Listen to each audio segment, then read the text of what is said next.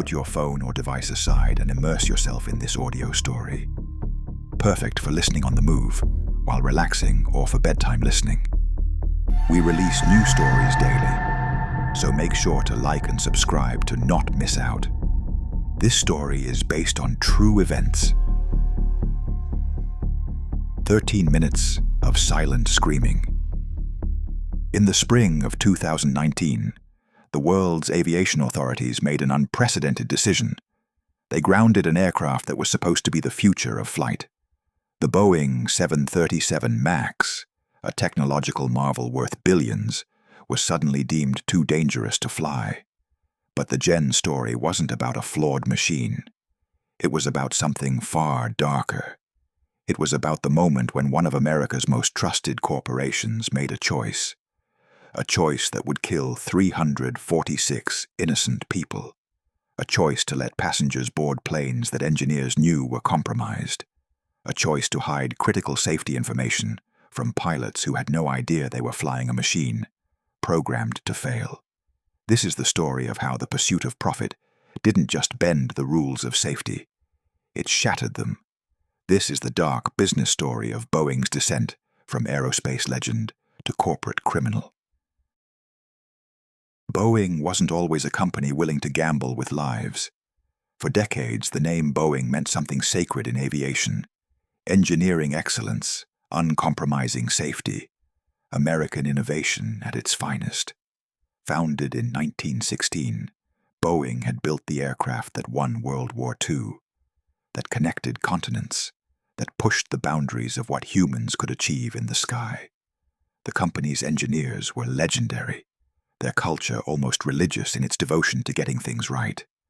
Safety first wasn't a slogan at Boeing. It was identity. But something changed. In 1997, Boeing merged with McDonnell Douglas, and the corporate cultures collided like tectonic plates. McDonnell Douglas brought something insidious into Boeing's DNA, a Wall Street mentality that worshipped quarterly earnings and stock prices above all else.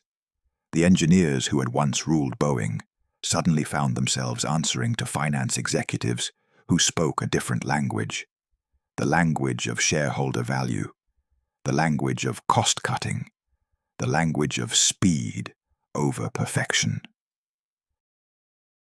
By the 2000s, Boeing faced a crisis that would test this new corporate philosophy. Their arch-rival Airbus had developed the A320neo, a fuel-efficient aircraft that was stealing Boeing's customers at an alarming rate. Airlines were desperate for fuel efficiency.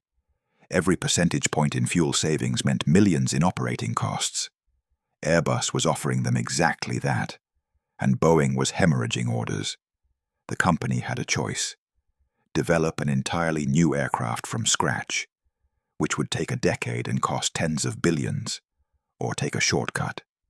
They chose the shortcut. In 2011, Boeing announced the 737 MAX, essentially the decades-old 737 design, retrofitted with newer, more efficient engines. It was a brilliant business move, or so it seemed. Airlines could transition pilots to the MAX with minimal retraining, because Boeing promised it handled just like the old 737.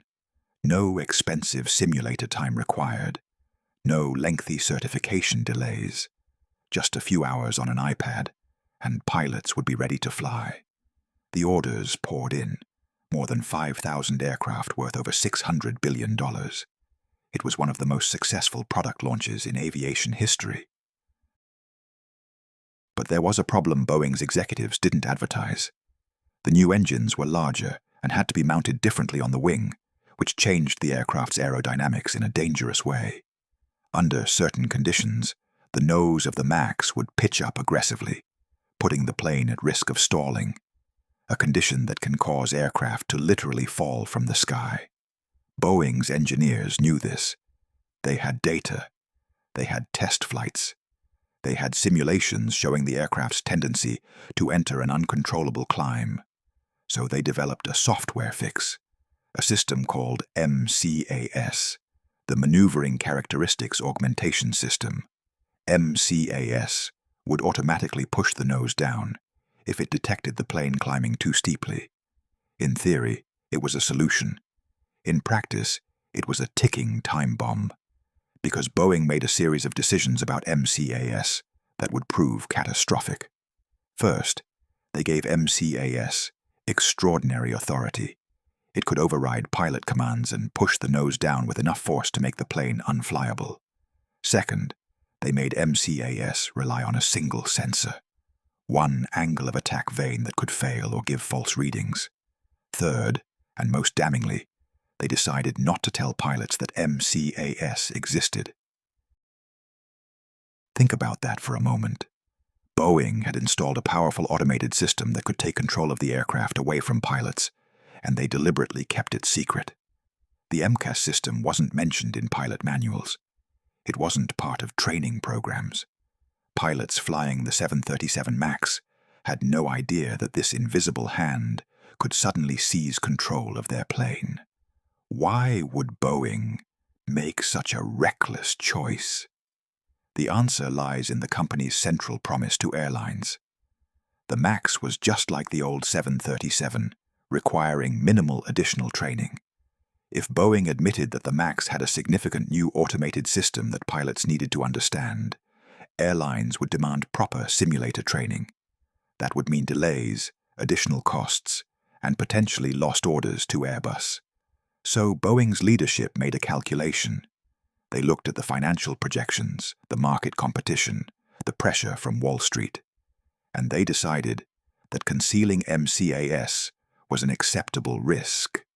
They buried the truth in technical documents that pilots would never see.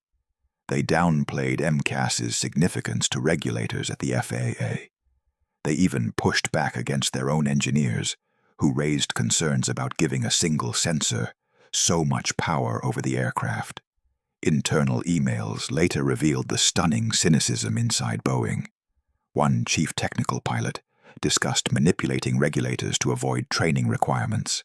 Another employee wrote, "This airplane is designed by clowns who in turn are supervised by monkeys." The people building the MAX knew it was compromised. They knew corners were being cut. But the machine kept moving forward, driven by market pressures and profit targets that couldn't be questioned. On October 29, 2018, Lion Air Flight 610 took off from Jakarta, Indonesia, carrying 189 people. 13 minutes later, it plunged into the Java Sea. There were no survivors. The pilots had fought desperately to control their aircraft, as MCAS repeatedly forced the nose down, based on a faulty sensor reading. They didn't know what was happening. They didn't know about MCAS. They didn't know that Boeing had given an automated system the power to fly the plane into the ocean. The pilots pulled back on their controls, trying to climb. But MCAS kept overriding them, pushing the nose down again and again in a nightmare tug-of-war between human and machine. By the time they realized they needed to disable the trim system entirely, it was too late. The 737 MAX hit the water at over 450 miles per hour. In the days after the Lion Air crash, Boeing faced a crucial moment. They could ground the MAX fleet worldwide until they fixed MCAS and properly trained pilots. They could come clean about the system they'd hidden and the design shortcuts they'd taken. Or they could gamble that it was an isolated incident. Boeing chose to gamble. Publicly, they expressed condolences and promised cooperation with investigators. Privately, they deflected blame toward Lion Air's maintenance practices and the pilots' training. They issued a bulletin reminding pilots of existing procedures for runaway trim, procedures that didn't even mention MCAS by name. It was a calculated misdirection, a way of appearing responsive while revealing nothing. Boeing's leadership knew the truth. They knew MCAS had caused the crash. They knew other MAX aircraft were flying with the same dangerous system. They knew pilots worldwide remained completely unaware of MCAS's existence and capabilities. But grounding the fleet would cost billions. It would destroy the MAX program's reputation. It would vindicate their critics and potentially trigger criminal investigations. So Boeing's executives made another choice. A choice that was about to cost 157 more lives. They kept the planes flying. They kept the truth hidden, and they waited, hoping the problem would somehow resolve itself, hoping that lightning wouldn't strike twice. On March 10, 2019, Ethiopian Airlines Flight 302 climbed into the morning sky above Addis Ababa. 6 minutes later, it nosedived into a field at nearly the speed of sound, killing all 157 people on board. The crash site was a crater. The 737 MAX had disintegrated on impact with such force that investigators found almost nothing intact. The pilots had faced the same nightmare as Lion Air, MCAS forcing the nose down based on faulty sensor data, overriding their desperate attempts to regain control. This time, there could be no deflection, no blaming regional carriers or pilot training. Ethiopian Airlines was a reputable airline with experienced pilots. The aircraft was brand new, and now 346 people were dead in 2 crashes that were virtually identical. Within days, aviation authorities around the world grounded the entire 737 MAX fleet. The United States was the last holdout, with the FAA initially resisting a grounding until political and public pressure became overwhelming. Boeing's stock plummeted. Airlines cancelled orders, and the world began asking a question that sent shivers through corporate boardrooms everywhere. How did this happen? The investigations revealed a corporate scandal that went far beyond faulty software. They uncovered a systematic failure of oversight, a deliberate campaign to conceal critical information, and a regulatory system that had been captured by the industry it was supposed to police. Boeing had been granted extraordinary authority to essentially certify its own aircraft through a program called ODA, Organization Designation Authorization. The FAA, underfunded and understaffed, had outsourced much of its regulatory responsibility to Boeing itself. Boeing employees were literally approving their own company's designs on behalf of the government. The conflicts of interest were staggering. Investigators found that Boeing had withheld critical information about MCAS from the FAA during certification. When Boeing's chief technical pilot wanted to remove references to MCAS from training manuals, he told the FAA a story that was demonstrably false, that MCAS only activated in rare conditions that pilots would never encounter in normal flight. In reality, MCAS could activate during routine operations, and with devastating consequences. The FAA approved the changes, trusting Boeing's misrepresentations.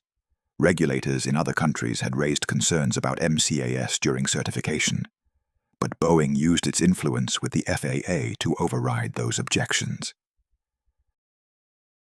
But the darkest revelation was still to come. Congressional investigations uncovered internal Boeing communications that revealed a company culture that had become toxic, where engineers who raised safety concerns were marginalized, where schedule and cost pressures overruled engineering judgment, and where executives deliberately concealed problems from regulators and customers.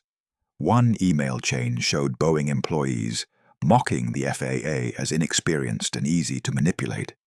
Another showed them joking about deceiving regulators. A Boeing pilot admitted in a message that he had unintentionally misled the FAA about MCAS, but there was no evidence he faced any consequences from the company. Perhaps most chilling was evidence that Boeing's senior leadership had known about problems with MCAS long before the first crash. Months before Lion Air 610 went down, Boeing test pilots and engineers had documented concerning MCAS behaviors in flight tests and simulations. They'd noted that the system could be difficult to overcome, especially if pilots didn't know it existed. These warnings went up the chain of command, and then they were buried. The business scandal documentary was writing itself. Here was a company that had identified a potentially lethal flaw in its flagship product, and chose to push forward with certification and delivery anyway. Why? Because fixing MCAS properly would mean admitting to regulators that the system was more significant than Boeing had claimed. It would mean mandatory simulator training for pilots. It would mean delays that could cost Boeing its competitive advantage over Airbus. It would mean lost orders, penalties for late deliveries, and potentially billions in lost revenue. So Boeing's leadership made a financial calculation. The cost of disclosure outweighed the risk of disaster. They bet that MCAS would work well enough, that pilots would adapt, that the odds of a catastrophic failure were acceptably low. They were wrong, and 346 people paid for that miscalculation with their lives. The financial mystery of corporate greed and money began to unravel in grotesque detail. Boeing had saved approximately $1 million per aircraft by avoiding simulator training requirements across thousands of orders.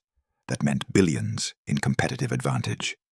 Executives received massive bonuses tied to max delivery targets and stock performance. CEO Dennis Muilenburg earned over $23 million in 2018 alone.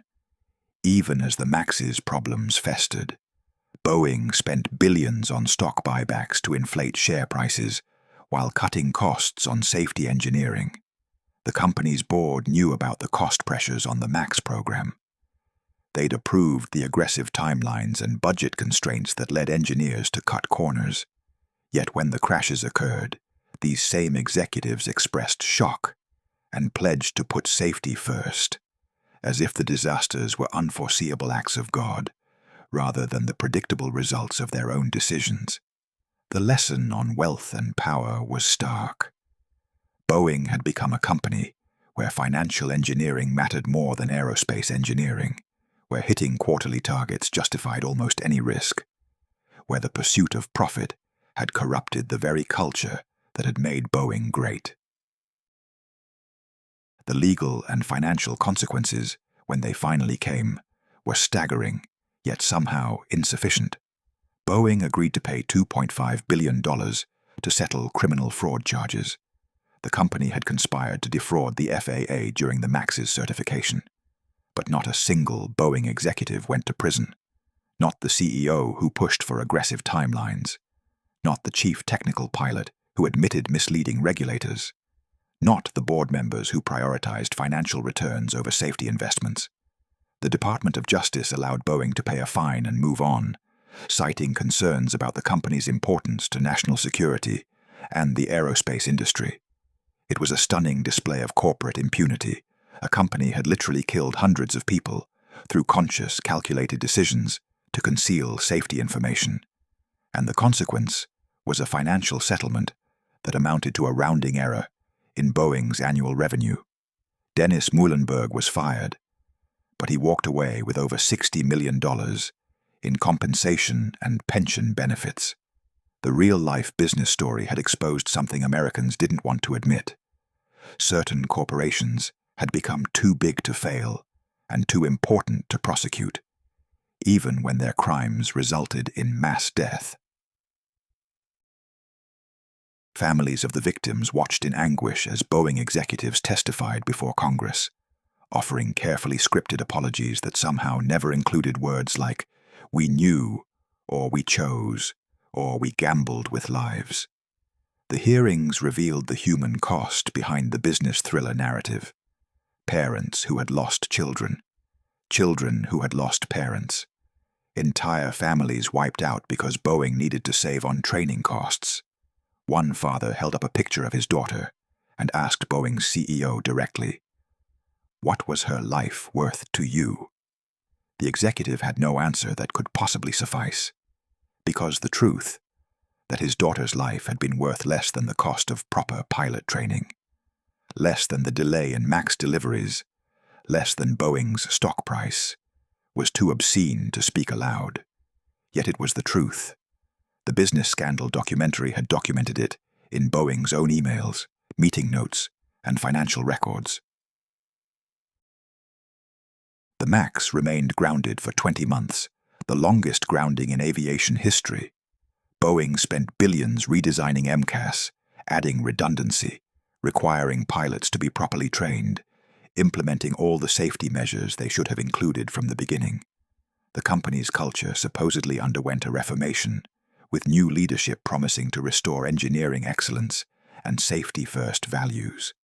In November 2020, The FAA approved the MAX to fly again, declaring it safe after extensive modifications and testing. But could the company really change? Or had Boeing's transformation into a financialized corporation gone too far to reverse? The entrepreneurship secrets Boeing had once embodied, innovation, engineering mastery, long-term thinking, had been replaced by a different playbook. Quarterly earnings management, cost optimization, regulatory capture, and the ruthless subordination of all other values to shareholder returns. This was the rise and fall of a different kind. Not the fall of a company into bankruptcy, but the fall of a company's soul. Today, the 737 MAX flies again, carrying millions of passengers. Airlines insist it's safe now, pointing to the fixes and additional training. Boeing executives give speeches about learning from tragedy and renewing their commitment to safety. But the dark business story of the MAX revealed something that can't be unrevealed. When the pressure is on, when billions are at stake, when executives face the choice between safety and profit, what will they choose? Boeing chose profit. They chose it consciously, repeatedly, catastrophically, and they chose it knowing the potential cost, because engineers had warned them. Test pilots had documented problems, and every risk assessment must have acknowledged the possibility of crashes. They just bet it wouldn't happen. The stock market secrets and wealth and power dynamics at play were simple and brutal. Quarterly earnings reports matter more than invisible risks. Shareholder value justifies enormous gambles, and executives insulated by corporate structures rarely face personal consequences for even the deadliest failures. The lesson on money and greed is one that every business student should study, every corporate board should contemplate, every regulator should remember. When you optimize a company purely for financial metrics, when you make executives fabulously wealthy for hitting short-term targets, when you cut costs on the invisible work of safety and quality, you create a system that is structurally predisposed to catastrophe. Boeing's engineers didn't suddenly become incompetent. Its safety culture didn't collapse by accident. The company made deliberate choices to merge with McDonnell Douglas and adopt its financial culture, to prioritize shareholder returns over R&D, to move headquarters away from engineering centers to focus on financial management, to outsource and offshore critical work to cut costs, to rush the MAX to market to compete with Airbus, to give that rushed aircraft to pilots without proper training about its risks. Each choice made perfect sense in a spreadsheet. Each choice improved some financial metric, and together they killed 346 people. The corporate scandal left scars that extend far beyond Boeing. It revealed how regulatory capture allows companies to police themselves, with predictably disastrous results. It showed how corporate consolidation creates entities too powerful for governments to effectively oversee or punish. It demonstrated how modern executive compensation structures incentivize recklessness by rewarding short-term stock performance, while insulating leaders from long-term consequences. And it exposed the hollowness of corporate rhetoric about values and safety when those values conflict with quarterly earnings targets. Every company speaks the language of integrity and customer focus. Boeing had all the right slogans, the ethics training, the safety campaigns. But when the moment came to choose between those stated values and financial performance, the values evaporated like mist. For passengers boarding a 737 MAX today, there's a haunting question that lingers in the cabin. The mechanical problems have been fixed. MCAS now uses multiple sensors. Pilots understand how it works. Training has been implemented. But has the underlying problem been fixed? Has Boeing truly transformed its culture? Or have they simply done the minimum necessary to get the MAX back in the air and generating revenue?